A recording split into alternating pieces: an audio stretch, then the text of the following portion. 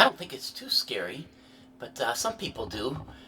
This is probably the scariest confessional that we have, I guess, of our three churches. This is the confessional at St. Mary the Assumption Church in West Brooklyn, but some people might consider the St. Patrick Church in Maytown that confessional might be a little bit scarier because it has the thick velvet red curtains, but I don't think so. It's more open to me.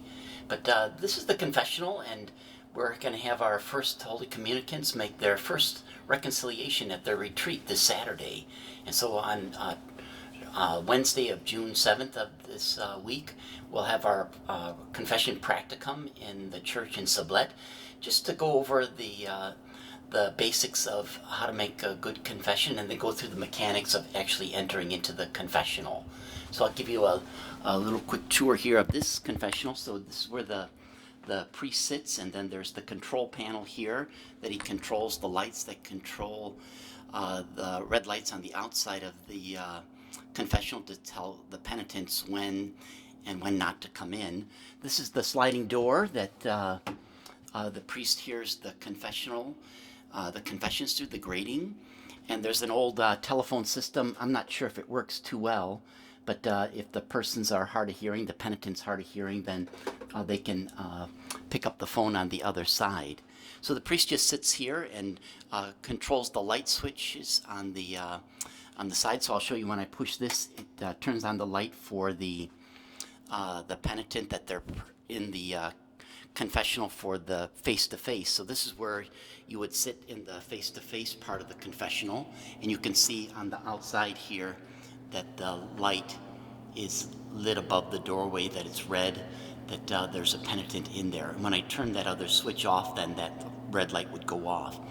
Otherwise, most people come to the side of the confession where you go behind the grating or the screen, and then here you can see when you kneel down on that kneeler, it flips the switch and it automatically turns on that red light that's above that confessional to say that there's someone there.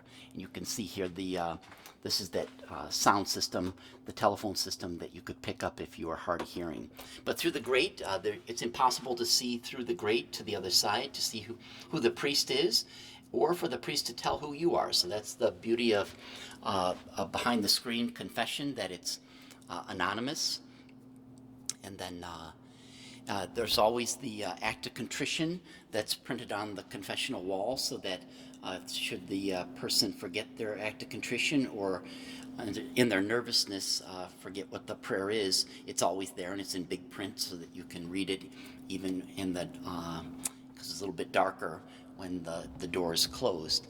But it's just, we shouldn't be afraid of confession. It's just our way of saying that we're sorry to our Lord Jesus Christ and asking for his forgiveness. And when the priest prays that prayer of absolution over the penitent, he has the faith and the trust and the power of the Catholic Church that God has forgiven his sins because he's confessed them and the Church has given him that prayer of absolution.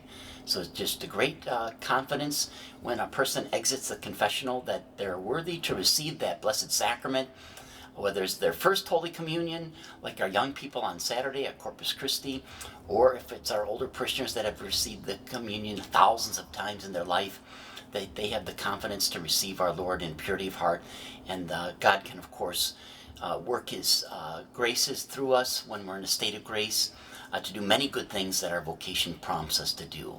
So I just wanted to give you a quick view of the confessional in West Brooklyn. The other two in Sublette and Maytown are very similar, and just wanted to give you an overview and maybe take a little bit of the fear out of it, especially for the first communicants as they make their first reconciliation. So keep them in prayer, and we'll have them receive the Eucharist Corpus Christi Sunday, and they'll receive their first reconciliation the Saturday before on June 10th.